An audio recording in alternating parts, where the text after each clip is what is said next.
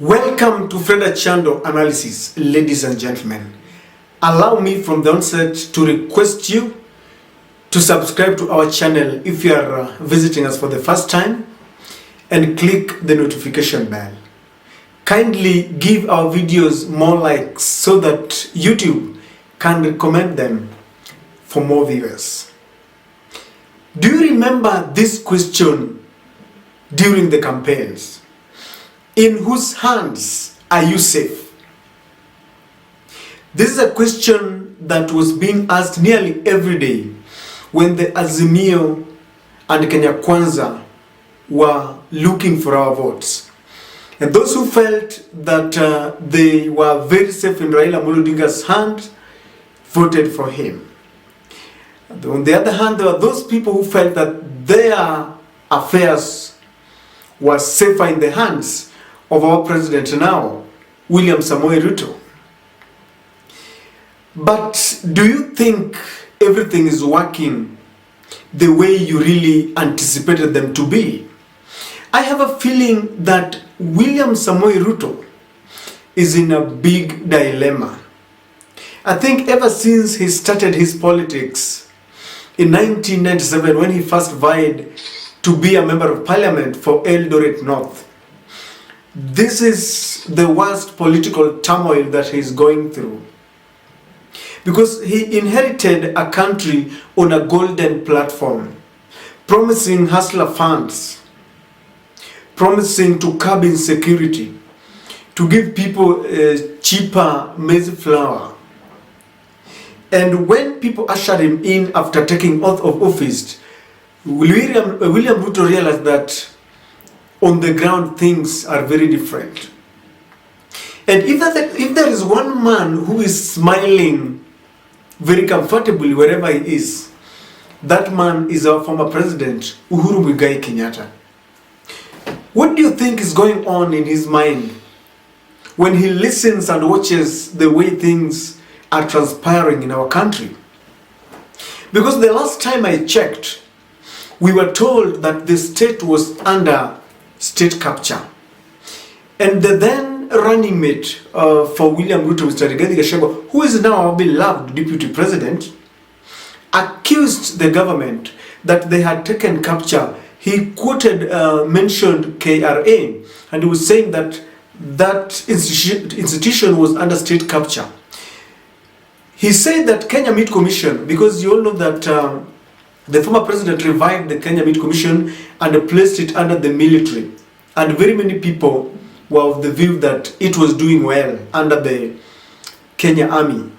But our president and his deputy had a different opinion, and they thought that this was another hidden agenda to control this department. The KQ, even late after the president and the deputy had taken oath of office, Mr. Rigathi Gachagua mentioned that the KQ was under the state capture, and they even felt that the former First family were involved deeply in the operations at KQ.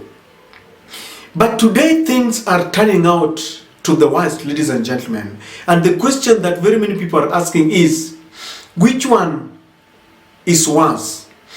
A nation under state capture or a nation under foreign capture? Because the same way they accused the former president, things have now turned around, and there are experts who are accusing the current administration of being held hostage under foreign capture. And they are mentioning that the current situation we are in and the controversy and altercation that is now going on about the GMO is not something that William Ruto would love to engage in, but he has been compelled because there are foreign powers who aided his victory in the just concluded general election, and he is now reciprocating whatever they had agreed. If you look at the Azimio party leader, the church and groups, different groups, the members of parliament from Western and Rift Valley, they concur on one thing, that this thing is being hurried without public participation, and they feel that we are soon becoming a dumping site for wazungu because they want a market in our country. And Uhuru Kenyatta is looking at this and is, I know wherever he is, he's just wondering, because he had questioned Kenyans long before we went for our elections. And I believe wherever he is, everything that he's saying is now turning out to be true. Prophecy fulfilled. What do you think, guys? I believe that Uhuru Kenyatta is smiling. The second thing, the last time I checked when we were campaigning, the Kenya Kwanza team told us that there was too much loan that had been taken, too much amount of money that had been taken, and it was being wasted. And they claimed that the money that Mr. Uhuru Kenyatta was claiming that was used to better our infrastructure was just too much. It was to the tune of some trillions of shillings.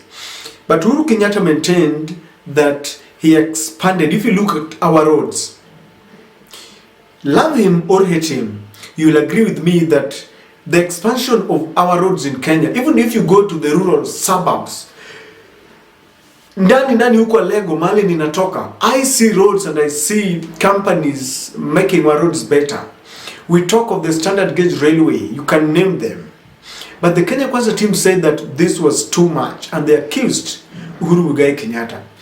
As we speak, our president is in Korea and already he has secured a loan to the tune of some billions of shillings.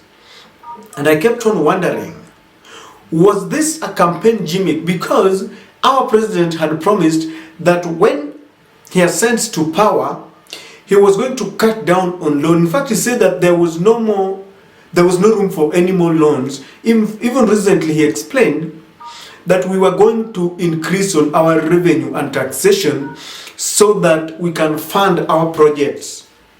Seems like Vindu Vichenjanga, things are very different on the ground, and is now gone and reneged on the promises.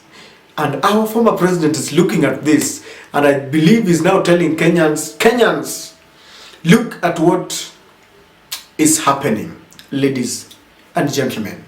And I remember too that the former president, was accused of neglecting his people.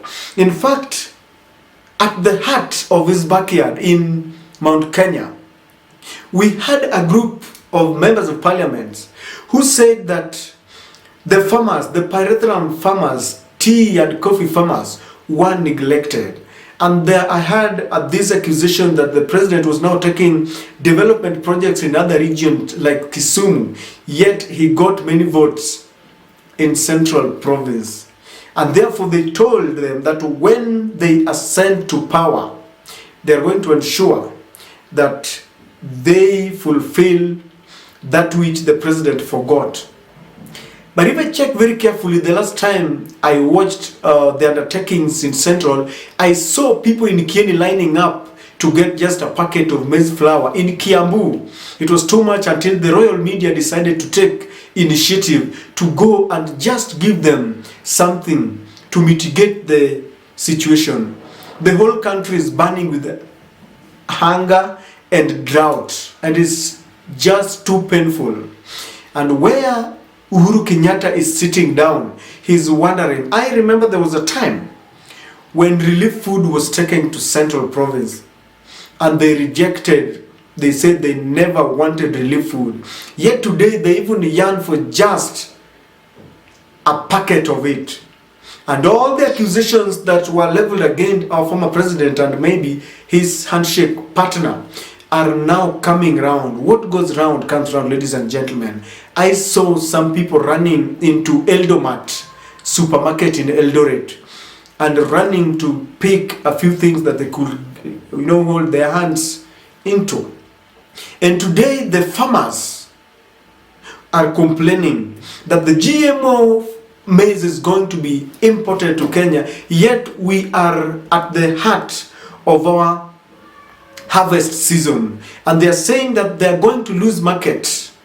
Isn't it a situation, the same situation which they rendered our former president to? Because it is now a president who is neglecting his people. Who comes first?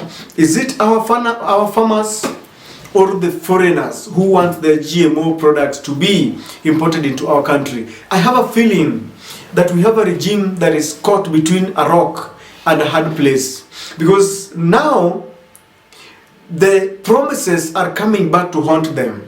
At one point, we told the Hustler Nation that we are going to look into their predicaments. And one of the predicaments was that we were going to buy Kenya, build Kenya. And on the other hand, we promised the foreigners that when we are sent to power, we would allow what the former regime had refused to do. So today, here we are, ladies and gentlemen. The hustlers are saying, please let us rely on our maize and sell them. And the foreigners are saying that we are here, we want to give you our GMO. What exactly is happening, ladies and gentlemen? And how do you think our former president is feeling? Because by then he told us to be cautious and be careful. But there was a lot of fallacy that was leveled. And the campaign gimmicks were just too much. In whose hands are you safe? To the Hustler Nation, do you still have hopes and optimism that you had on that day when you lined up to vote for this administration? Please share with me in the comment section and tell me what you think. But I want to submit to you that wherever Uhuru Muigai Kenyatta is, the son of Jomo is smiling, because all the prophecy has been fulfilled, ladies and gentlemen. And that is my take.